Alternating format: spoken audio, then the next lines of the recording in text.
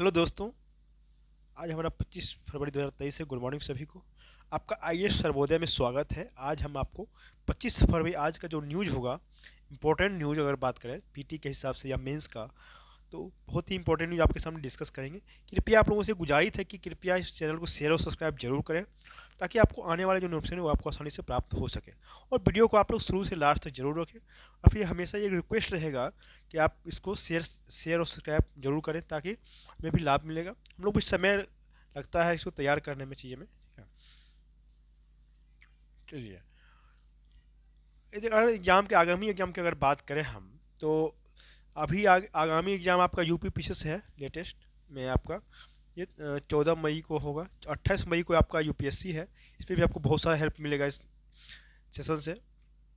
बाकी 69 पीपीएससी जो है आपका 30 सितंबर को, उससे अभी से चीज़ें तैयार करने की ज़रूरत है। जिस हिसाब से क्वेश्चन आ रहे हैं, अभी जो लेटेस्ट एग्जाम हुए थे 68 का, उसमें आपको न्यूज़पेपर से काफ़ी हेल्प मिलेगा। लगभग 20 से 22 क्वेश्चन न्यूज़पेपर से ही थे। और मेंस की अगर बात करें, जो अगर यूपीपीएस मेंस दे रहे हैं या अभी लेटेस्ट 68 का जो मेंस देंगे, उनके लिए भी बेहतर होगा कि आप कंटेंट को तैयार करें। जो टॉपिक्स चल रहे हैं करंट में, उस चीज़ पर कुछ नोट्स करने की ज़रूरत है, ताकि आप निबंध में भी की आपको हेल्पफुल होगा। और जहाँ तक है मेंस का GS1 GS2 में भी आपका करंट है। GS1 में आपका IR है, GS2 में इकोनॉमिक्स है, पीटी पॉलिटी है, साइंस टेक है। इस टॉपिक पर जो भी चीज़ें चल रही है करंट में, उस पर आपको नोट्स करने की ज़रूरत है। तो इसके हिसाब से अगर बात करें तो इस सेशन बहुत ही इंपॉर्टेंट हो जाता है। इसलिए इस चैनल को आप यूट्यूब चैनल को शेयर और सब्सक्राइब जरूर करें, ताकि जो भी तो तैयारी करने वाले हैं उनको काफ़ी हेल्प मिलेगा। चलिए, हम लोग आज का सेशन स्टार्ट करते हैं। चीज़ें तो आज की सेशन की अगर बात करें, तो ये कहा जा रहा है कि कोरोना काल में देखा जाए तो टीकाकरण जो हुआ था, उससे बचाई गई 34 लाख से अधिक जिंदगियां बचाई गई। ये चीज़ें हमारा आंकड़ा निकल के आया है। चीज़ें जहाँ तक IR की अगर बात करें, IR का जो टॉपिक है, उस टॉपिक में अभी क्या चल रहा है अंतर्राष्ट्रीय राजनीति में। तो अंतर्राष्ट्रीय राजनीति में आप लोग जान रहे हैं, 1 साल से जो रसिया और यूक्रेन में युद्ध चल रहा है। रसिया यूक्रेन में युद्ध चल रहा है।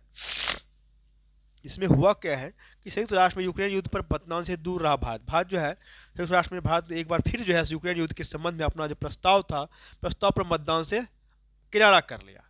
ऐसा उसने संयुक्त राष्ट्र महासभा में पेश प्रस्ताव में कुछ बिंदुओं पर सीमाएं तय किए जाने वाले प्रावधानों के चलते किया। भारत क्या चाहता है, भारत का अपना रुख क्या है, इसी मामले में अगर जाने तो भारत चाहता है कि यूक्रेन में अस्थायी शांति के लिए दोनों पक्षों, मतलब दोनों पक्ष कौन कौन, यूक्रेन और रूस की उचित बातों को महत्व दिया जाना चाहिए और उन्हें वार्ता व आश्वासनों के जरिए संतुष्ट किया जाना चाहिए। मतदान से भारत, चीन और पाकिस्तान सहित 32 देश जो है दूर रहे हैं। युद्ध में यूक्रेन में युद्ध का 1 वर्ष पूरा होने पर संयुक्त राष्ट्र महासभा ने वहां पर शांति स्थापना के लिए प्रस्ताव पारित किया था, जिसमें से 193 जो देश रजिस्टर्ड हैं सदस्यता वाली महासभा जो है में प्रस्ताव के समर्थन में 141 वोट पड़े, जबकि रूस, बेलारूस, सीरिया, उत्तर कोरिया सहित 7 देशों ने प्रस्ताव के विरोध में वोट डाला है। ये हमारा था आज का, ये अंतर्राष्ट्रीय राजनीति का एक टॉपिक था। आगे अगर बात करें तो कहा जा रहा है कि यूपीआई जो है अन्य देशों के लिए भी हो सकता है आदर्श। यूपीआई बहुत सारे देशों ने हमारा यूपीआई को अपनाया भी है। बात करते हुए हमारे जो प्रधानमंत्री, उन्होंने कहा G20 समूह के माध्यम से भारत की डिजिटल भुगतान प्रणाली मतलब यूपीआई को दुनिया के साथ साझा करने की पेशकश किया जा रहा है। शुक्रवार को G20 समूह के जो बैठक हुआ था, वित्त मंत्री और केंद्रीय बैंक के गवर्नरों को संबोधित करते हुए पीएम मोदी ने कहा है, प्रधानमंत्री ने, कि यूपीआई कई देशों के लिए आदर्श साबित हो सकता है।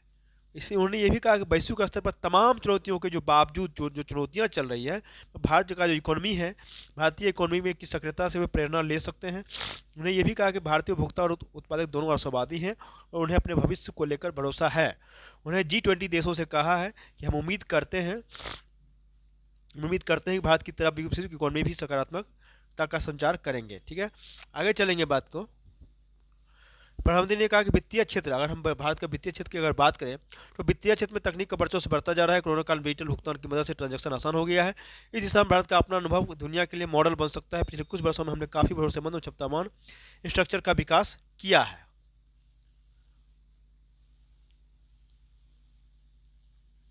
ये गरीब देशों के वित्तीय संकट को हल करने में जुटा है भारत। G20 के समूह में हमारे जो वित्त मंत्री जो है निर्मला सीतारमण ने विकासशील देशों के बढ़ते कर्ज का जिक्र करते हुए सदस्य देशों से इस दिशा में कदम उठाने के लिए कहा। उन्होंने ये भी कहा कि अंतर्राष्ट्रीय जो मुद्रा कोष IMF और विश्व बैंक जैसे बैंकों की मदद से वैश्विक चुनौतियों को कम किया जा सकता है, ताकि वैश्विक स्तर पर सतत विकास लक्ष्य हासिल करने के साथ गरीबी को दूर किया जा सके। बैठक के पहले सत्र में अंतर्राष्ट्रीय वित्तीय संस्था व्यवस्था के बुनियादी ढांचे प्रमुख रूप से चर्चा की गई है। आगे बात करें कि दुनिया के शीर्ष अर्थव्यवस्था में शामिल होगा भारत, ये रक्षा मंत्री का वक्तव्य है। उन्होंने बंगाल के एक सभा में उन्होंने कहा, संबोधित करते हुए कि विद्यार्थियों को आश्वस्त किया कि वह दिन दूर नहीं है जब भारत जो है दुनिया की शीर्ष अर्थव्यवस्था में शामिल होगा। रक्षा मंत्री ने यह भी कहा कि आप सभी को हाल ही की मॉर्गन स्टैनली की रिपोर्ट देखी होगी। इस रिपोर्ट में कहा गया है कि अगले 4 से 5 सालों में हमारे देश की अर्थव्यवस्था दुनिया की तीसरी सबसे बड़ी अर्थव्यवस्था बनने जा रही है।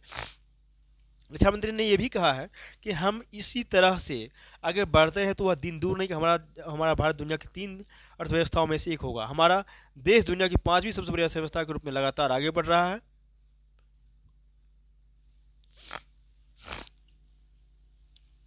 और उन्होंने नई शिक्षा नीति जो हमारे 2020 है उसके बारे में युवाओं को क्या कहते हैं, उन्होंने बताया है कि शिक्षा नीति 2020 से युवाओं का समग्र विकास होगा। एक बच्चे का भविष्य उसकी परवरिश पर निर्भर करता है।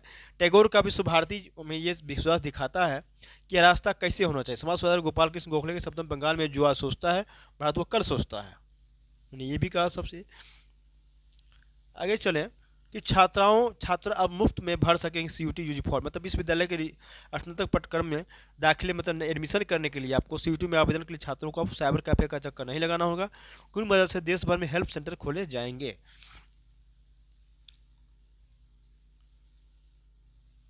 आगे चलेंगे नेक्स्ट टॉपिक की ओर।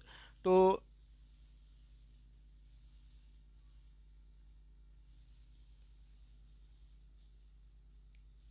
देखिए यहाँ पे है आपका कि दुनिया का सबसे ऊंचा मंदिर 1440 स्तंभ पर होगा खड़ा, नहीं लगेगी एक भी कील। ये अहमदाबाद में दुनिया का सबसे बड़ा ऊंचा मंदिर आकार लेना शुरू कर दी। इस मंदिर की खासियत यह है कि इसे 1440 स्तंभ पर खड़ा किया जाएगा, उसमें एक भी कील नहीं लगे। एक स्तंभ के लिए 11 लाख रुपये का दान दिया जा रहा है।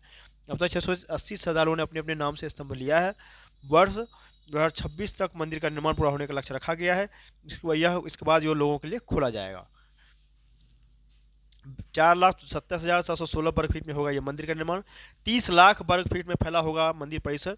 1,500 करोड़ रुपये है निर्माण की लागत। 400 फीट लंबा और 400 फीट ऊंचा मंदिर होगा ये।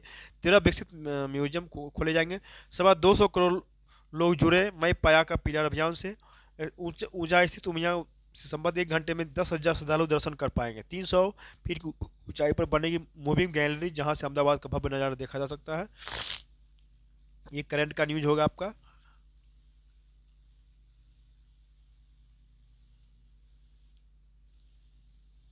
देखिए अदृश्य ऊर्जा की पहल, देखिए ऊर्जा के टॉपिक में कल भी डिस्कस किया गया था। साइंस टेक का टॉपिक होगा ये आपका मेंस के लिए। कहा जा रहा है कि खगोलीय गणना से ये पता चला है कि हमारे ब्रह्मांड का 70% भाग ऊर्जा के ऐसे विचित्र रूप से निर्मित है कि इससे हम परिचित ही नहीं है, हम जानकारी नहीं है हमें। इसे अदृश्य ऊर्जा कहते हैं। क्या कहते हैं इसको? हम अदृश्य ऊर्जा मतलब डार्क एनर्जी कहते हैं, क्योंकि इसकी भविष्यवाणी जो है पूरी तरह सैद्धांतिक आधार पर की गई है। प्रत्यक्ष रूप से इसका परीक्षण नहीं किया गया है और इसके बारे में हमें नहीं के बराबर ज्ञान है। अधिकांश तथ्यों से ये संकेत मिलता है कि हमारा ब्रह्मांड जो है बहुत ही तीव्रता से फैल रहा है और अदृश्य ऊर्जा जो है अपने अद्वितीय गुणधर्मों द्वारा फैलाव की इस रफ्तार को और तेज करने का काम कर रही है। वैसे तो हमारा ब्रह्मांड जो है अनुसूची पहले से अटा पड़ा है, परंतु अदृश्य ऊर्जा को ब्रह्मांड की सर्वाधिक रहस्यमय वस्तु कहा जा सकता है। इसकी प्रकृति को लेकर अभी तक टकलें ही लगाई जाती रही है, क्योंकि अदृश्य ऊर्जा जो है के परमाणु बेहद दूर स्थित सुपरनोवा व आकाश गंगाओं की दूरियों को मापने में संदर्भ होते रहे हैं। इस टॉपिक को आप पकड़ लेंगे। आगे है कि देखिए हमारा ये इकोनॉमिक्स का पेज है। हाल ही में जो केंद्र सरकार का जो बजट जारी किया गया तो उसके बारे में किया गया है, बताया जा रहा है कि 2014 के जो मुकाबले जो जारी किया गया अभी 2023 का बजट 5 गुना कृषि बजट बढ़ गया है। 5 गुना कृषि बजट जो बढ़ गया है। कहा गया है कि पीएम ने कहा है कि संपूर्ण विकास का लक्ष्य तब तक प्राप्ति नहीं किया जा सकता जब तक कृषि क्षेत्र की चुनौतियों का समाधान नहीं हो जाएगा। प्रधानमंत्री ने कृषि और सहकारिता से जुड़े बजट प्रावधानों पर आयोजित वेबिनार में कहा कि देश में कृषि क्षेत्र को प्रोत्साहित करने के लगातार निर्णय लिए जा रहे हैं ताकि राष्ट्र जो है आत्मनिर्भर बन सके। देखिए आपको एग्रीकल्चर के रिलेटेड ये टॉपिक ऐसे लिखना होगा, उसमें भी ये टॉपिक पॉइंट ना काम आएगा, चाहिए वहाँ पे भी लिखने की जरूरत पड़ेगा। देश की ज़रूरतों के लिए आपको क्या ज़रूरत है, तो देश की ज़रूरतों के लिए आपको खाद, तेल, दलहन और अन्य प्रसंस्कृत खाद्य उत्पादों की आयात पर 2 लाख करोड़ रुपए की विदेशी मुद्रा व्यय हो रही है। उन्हें कृषि उत्पादों की इस आयात निर्भरता से मुक्ति पाने की अपील की है। आगे बात करें आपको, तो कहा गया है हमारा लक्ष्य है कि सिर्फ गेहूं और चावल सीमित नहीं होना चाहिए। घरेलू और अंतर्राष्ट्रीय बाजारों तक किसानों की पहुंच को आसान बनाया गया है। खाद्य तेल के मामले में पूरी तरह आत्मनिर्भर होने के बाद के लिए तिलहनी फसलों की खेती को प्रोत्साहित किया जा रहा है। अकेले खाद्य तेलों की आयात पर 1.5 लाख करोड़ रुपए खर्च होता है। कृषि बजट पर सवाल उठाने वालों को याद दिलाने के अंदाज में प्रधानमंत्री मोदी ने कहा, 2014 में जो कृषि का बजट था वो अभी 5 गुना बढ़ गया है। कृषि क्षेत्र की चुनौतियों का उल्लेख करते हुए पीएम ने कहा कि जब तक कृषि क्षेत्र से जुड़ी चुनौतियों को दूर नहीं किया जाएगा, तब तक हम संपूर्ण विकास के लक्ष्य को हासिल नहीं कर सकते हैं। देश के कई क्षेत्र तेजी से आगे बढ़ रहे हैं, उसमें युवाओं की हिस्सेदारी भी बढ़ रही है, लेकिन कृषि क्षेत्र में उनकी भागीदारी कम है। यहाँ पे कहा गया है देखिए कि सहकारी संस्थाओं को कर रियायतें देकर प्रोत्साहित किया जा रहा है। आम बजट में सहकारिता को दिए महत्व के बारे में पीएम ने कहा कि सहकारिता में नई क्रांति हो रही है। अभी तक अभी तक कुछ एक राज्यों तक सीमित रहा है, अब उसे विस्तार मिल रहा है। बजट में नई कर रियायतें देकर सहकारी संस्थाओं को प्रोत्साहित किया गया है। सहकारी संस्थाओं को 3 करोड़ रुपए तक की नगद निकासी पर टीडीएस नहीं लगेगा। सरकारी सहकारी जो क्षेत्र है उसमें यह भाव हमेशा ही से रहा है कि बाकी कंपनियों के मुकाबले उनके साथ भेदभाव किया जाता है, जिसे आम बजट में समाप्त कर दिया गया। पीएम ने यह भी कहा है हमारे प्रधानमंत्री मोदी ने कि जिन क्षेत्रों में सहकारी संस्थाएं पहले से नहीं है वहां डेयरी और मत्स्य से जुड़ी सहकारी संस्थाओं को बहुत लाभ होगा। मत्स्य क्षेत्र में पर्याप्त संभावनाएं हैं। आगे बात करें तो आपका है ऐसे ईपीएफओ की पेंशन योजना का गणित क्या है। ईपीएफओ का पेंशन योजना उसमें क्या है उसका मामला, तो निजी क्षेत्र में नौकरी जो करने वाले, जो निजी प्राइवेट सेक्टर में नौकरी कर रहे हैं, करने वालों को रिटायरमेंट के बाद एक बड़ी पेंशन का रास्ता खुल गया है। पेंशन के लिए अधिकतम 15,000 रुपये बेसिक की सीमा को हटा दिया गया है। इसका अर्थ है कि अब निजी क्षेत्र में भी लोगों को उनके अंतिम वेतन के हिसाब से पेंशन पाने का मौका मिलेगा। हालांकि जब से इस संबंध में निर्णय लिया गया है तब से लोगों के बीच ये सवाल उठ गया है कि पेंशन की नई व्यवस्था में असल में उन पर क्या और कैसे प्रभाव पड़ेगा। कुछ लोग मान रहे हैं कि पेंशन की तुलना में एक मुश्त पीएफ उठाना अच्छा विकल्प है। इस पूरी व्यवस्था को समझकर आप इस निर्णय ले सकते हैं। क्या व्यवस्था है इसके बारे में अगर हम समझेंगे तो देखिए ये इंपॉर्टेंट है। क्या व्यवस्था है कि कर्मचारी पेंशन स्कीम ईपीएस 1995 के बाद तहत कर्मचारियों को रिटायरमेंट के बाद जीवन पर्यंत पेंशन मिलता है। सेवा में रहते हुए रिटायरमेंट के बाद कर्मचारी के निधन होने की स्थिति में उस पर आश्रित को पेंशन का आधा हिस्सा मिलता है। ईपीएस के लिए पेंशन फंड में कर्मचारी का आसना नहीं होता है। नियोक्ता की तरफ से हमें इसमें कर्मचारी के बेसिक वेतन में 8.33% का बराबर का अंशदान दिया जाता है। यह अंशदान नियोक्ता की तरफ से ईपीएफ में दिए जाने वाले कुल 12% अंशदान से ही होता है। आगे है कि अक्टूबर दिसंबर के दौरान हमारा बेरोजगारी की दर जो है घटकर 7.2% रहा है। क्यों के बारे में देखें तो शहरी क्षेत्र में जो 15 वर्ष या उससे अधिक आयु वाले जो बीच के अक्टूबर दिसंबर 2022 में बेरोजगारी दर घटकर 7.2% रहा है। राष्ट्रीय संपर्क सर्वे ऑफिस एसएसओ के आंकड़ों के अनुसार पिछले वर्ष समान अवधि में यह दर 8.7% था।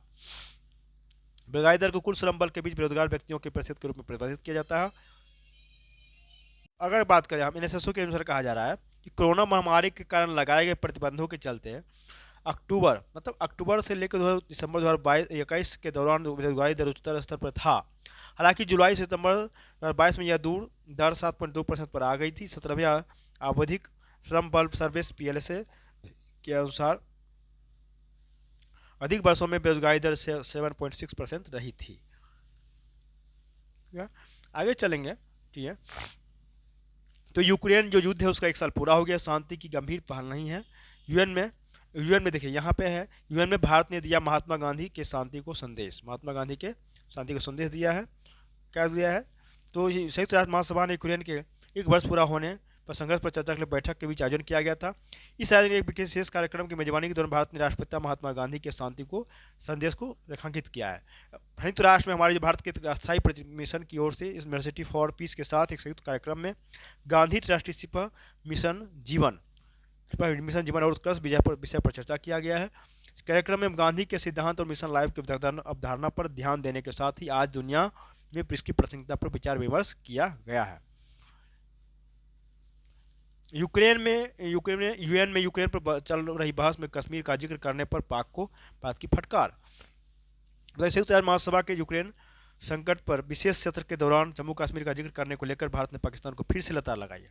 भारत के प्रतिनिधि ने इस उकसावे को अफसोसजनक और उग्र करार दिया है। उन्होंने कहा कि पाकिस्तान को आतंकवादियों को सुरक्षित पनाहगाह मुहैया कराने के अपने ट्रैक रिकॉर्ड को देखना चाहिए। संयुक्त राष्ट्र महासभा के 11वें पथकर्मी विशेष सत्र में गुरुवार को भारतीय काउंसलर प्रतीक माथुर ने कहा कि मैं यह कहने के लिए इस मंच के लिए इस्तेमाल कर रहा हूं कि भारत ने इस बार पाकिस्तान के शरारती सभ्य का जवाब नहीं देने का विकल्प चुना है। उन्होंने ये भी कहा है कि पाकिस्तान जो पहले खुद के पिछले रिकॉर्ड को देखे उसमें से वह आतंकियों को बेखौफ होकर सुरक्षित आश्रय देता रहा है, इसके लिए उसे दंडित किया नहीं जाता। चलिए आगे हम लोग चलते हैं। ठीक है, तो हम लोग की अगर बात करें तो ये जो हमारा आज का ये टॉपिक था, तो आप लोगों से एक गुजारिश रहेगा कि आप लोग कंजूसी करते हैं, शेयर और सब्सक्राइब नहीं करते हैं। सब्सक्राइब करेंगे तो हमें भी संतुष्टि होगी कि इतना मेहनत करने का फल ये मिला। तो इसका हम लोग किसी से चार्ज तो कुछ है नहीं चाहिए, इसलिए कि हमारा मेन इंपॉर्टेंट वही है चीज़ है कि आप लोग जितना सब्सक्राइब करेंगे हमें और ज़्यादा खुशी होगी, हेल्प मिलेगा और हमें लगेगा कि नहीं और भी चीज़ें अच्छे से मेहनत किया जाए और भी चीज़ें और अच्छे अच्छे सेशन को करवाया जाए चीज़ें। ठीक है, तो इसको आप ज़्यादा से ज़्यादा शेयर और सब्सक्राइब जरूर करें। और जो भी लोग शुरू से लास्ट तक शेयर नहीं देखे हैं वीडियो से, शुरू से लास्ट तक जरूर देखें। और अभी बहुत सारे चैनल्स और भी बहुत सारे सेशन और होना है जिसमें इसमें अभी आपका ऐसे का टॉपिक्स कराया जाएगा, चीज़ें हाई कोर्ट सिविल कोर्ट का जो एग्जाम होने वाले उसके सेट प्रैक्टिस करवाया जाएगा, चीज़ें सेशन आएंगे। इसलिए आप इसको ज़्यादा से ज़्यादा शेयर और सब्सक्राइब जरूर करें और वीडियो को शुरू से लास्ट तक जरूर देखें।